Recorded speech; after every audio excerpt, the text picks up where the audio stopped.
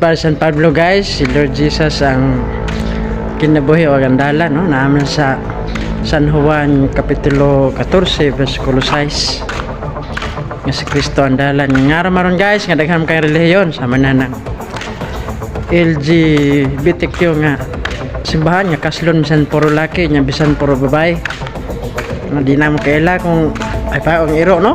Kaila og laki di mangunay, kaila og babae di gid mangunay. Pero kani mga lain tinuhuan ron, labi na ning mga LGBTQ mag-unay na puro lalaki sa Sodoma kanadto gisunog bagyo ng Sodoma, no? Tug kay nilad kayo ang puro lalaki mag-unay puro babae muna guys nga tungod sa kwarta nagtukod na og lain-laing tinuhuan ng mga tao. Pareha na yung pare ko nga babae sa Pilipinista nga simbahan kapait sa Biblia wa joy babae nga gisugo nga magpare, no? Ang babae magpailawom na silang bana, dili man na pwede nga magpare.